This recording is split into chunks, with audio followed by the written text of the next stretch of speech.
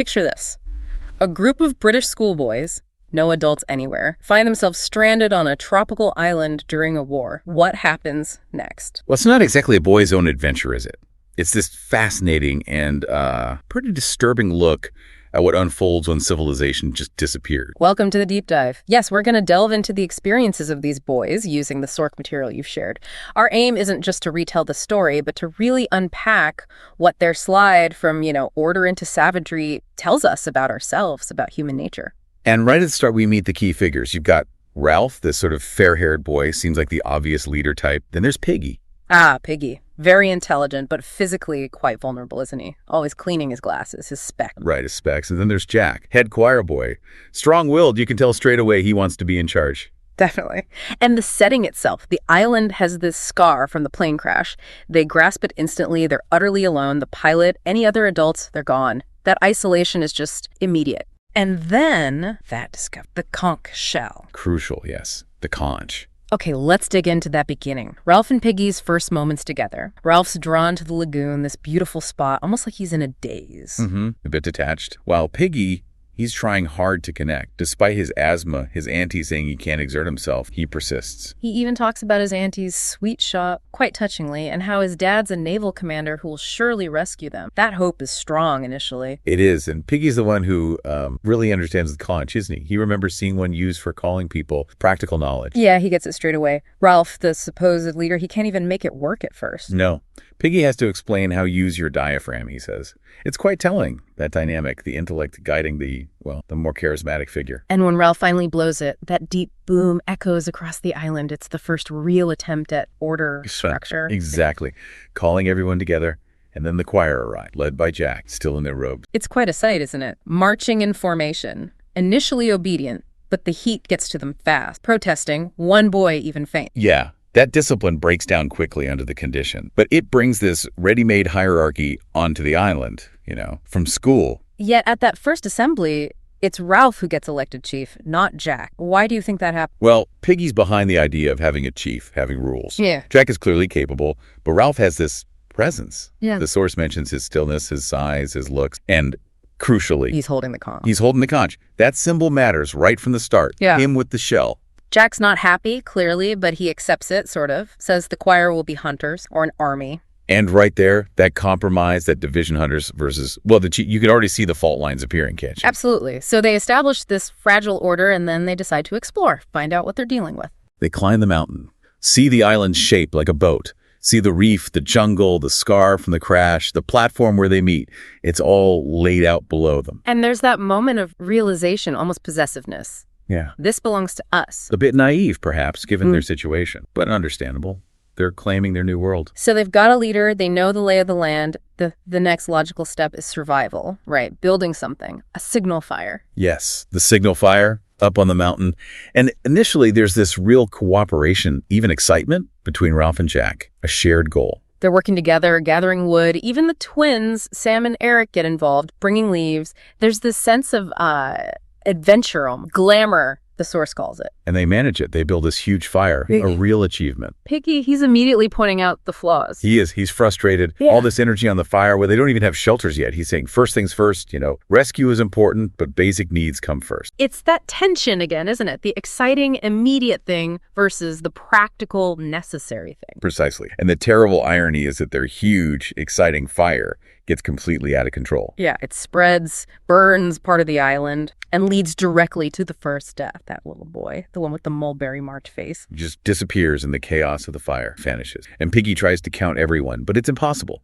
The little ones are all over the place. It highlights the fragility of their control. It's a really sobering moment. And after that, you see Jack's focus shift, don't you? Towards hunting. Definitely.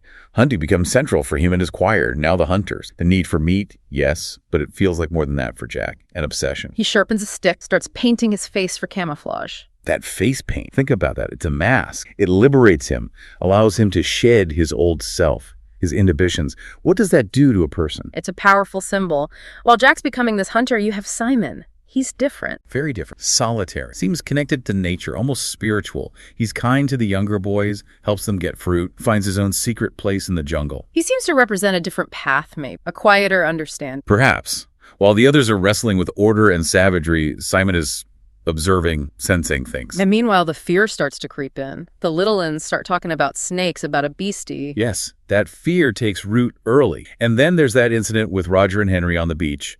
Henry's playing with tiny sea creatures, lost in his own world. And Roger starts throwing stones. Not at him, but near him. Exactly. He's held back by the memory of rules, the taboo of the old life. But he's testing the boundaries. It's chilling, really. The impulse is there. And Jack's face paint seems to break down those boundaries for him completely. It's not just camouflage anymore, is it? No, it's a transformation. The source says it frees him from shame and self-consciousness. He becomes this snarling hunter. It's a stark contrast to Ralph, who's still trying desperately to keep the signal fire going, focused on rescue. That divide just gets wider and wider. Ralph wants rescue, order, rule. Jack wants hunting, excitement, power. And Piggy's stuck in the middle, trying to use logic, calling assemblies, reminding them of the rule. But they're listening less and less. They mock him. Intellect is losing its value. The big debate about the beast really shows the split. The little kids are genuinely terrified, having nightmares. Jack dismissed, there is no beast, he insists. But then Simon pipes up with that really unsettling idea. Maybe it's only us. Profound, isn't it? While Piggy tries to rationalize it away, scientifically. Life is scientific, he says, but fear is more powerful than logic at this point, and fear can be manipulated. And then the theft of Piggy's glasses, it's a turning point. A huge one.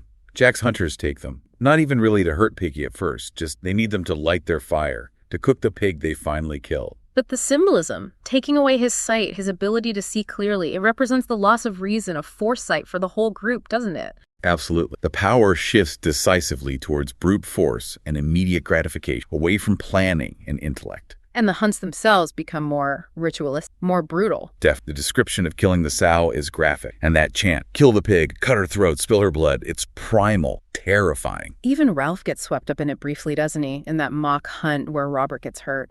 It shows how contagious that friend is. It does. The thrill of the hunt, the release of violence.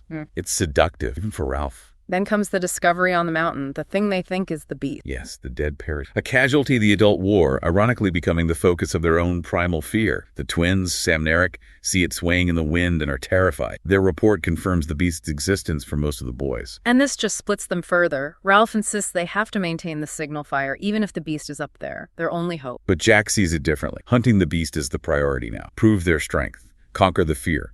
It's the final breaking point. Most of the older boys leave Ralph. They follow Jack to Castle Rock, his fortress, drawn by the promise of meat, hunting, and freedom from Ralph's rule. It's the allure of the tribe, the excitement. Ralph's focus on rescue seems distant, abstract, compared to Jack's immediate offerings. But Simon goes up the mountain alone, finds the truth. He does. He confronts the beast and sees it for what it is, just a dead man tangled in his parachute. A pathetic, broken symbol of the adult world they came from, not a monster. He realizes the beast is, like he suspected, something inside them, and he tries to bring this news back to free them from their fear. Tragically, yes. He stumbles into their ritual dance on the beach during the storm. They're lost in this frenzy, chanting, reenacting the hunt. And in their terror and hysteria, they mistake him for the beast. They fall upon him, clawing, biting, beating. They kill Simon. The one who knew the truth is destroyed by the very fear and savagery he tried to expose. Utterly devastating. After Simon's death, there's no going back, is there? The final shreds of civilization are gone. Pretty much. The climax comes when Ralph, Piggy, and the twins go to Castle Rock to try and get Piggy's glasses back, to appeal to reason one last time. Piggy makes that brave, desperate speech, holding the conch, appealing to rules, to what's right. Which is better to have rules and agree, or to hunt and kill, he asks them. But they're beyond reason. And Roger, who was held back before, he leans on the lever, sends that huge boulder crashing down. It strikes Piggy, knocks him off the cliff to the rocks below, kills him instantly. And the conch. The conch explodes into 1,000 white fragments. The symbol of order, democracy, reason, completely shattered, gone, along with Piggy. It's the ultimate triumph of brute force. Piggy's death is just horrific. The loss of intellect, the voice of sanity, and Ralph is now truly alone, hunted. Yes, Jack's tribe turns on him. He's the last obstacle to Jack's total control. They hunt him like an animal, systematically, mercilessly. And in their efforts to flush him out, they set the entire island on fire. The ultimate act of self-destruction, really. Destroying the very place that sustained them. But that fire... Yeah. That uncontrolled inferno. Ironically, that's what saves him. That's what brings the ship. The smoke, seen by a passing naval vessel. Ralph, chased onto the beach, exhausted, terrified, literally runs into a naval officer. And the officer's reaction is just mind-boggling. He sees these painted, savage-looking boys in the burning island and thinks it's fun and games. Yeah, jolly good show. Yeah. Like the Coral Island. He's completely oblivious to the horror, the trauma, the deaths. He expects better from British boys. The disconnect is jarring. Ralph's response isn't relief, though. It's grief. Overwhelming grief. He weeps, not for joy, but for the end of innocence, the darkness of man's heart, and the fall through the air of the true, wise friend called Piggy. It's an incredibly powerful moment. He understands what they've lost, what they become. And his weeping infects the others. They start sobbing too, finally confronted with the reality of their actions, perhaps. Perhaps. The officer's moved, embarrassed. He turns away. The adult world rescues them physically, but can't comprehend the psychological abyss they've fallen in. So this deep dive really shows us how thin that veneer of civilization can be, doesn't it? How quickly things can unravel when the external rules disappear and those primal urges take over. It's a chilling exploration. We watch them try to build a society, only to see it descend into tribalism, fear, and ultimately savage violence. Those symbols we talked about, the conch, the glasses, the fire, the beast, their fates really mirror the boy's own journey, don't they? Perfectly. The conch shattered with reason by death. The glasses stolen and broken, sight lost.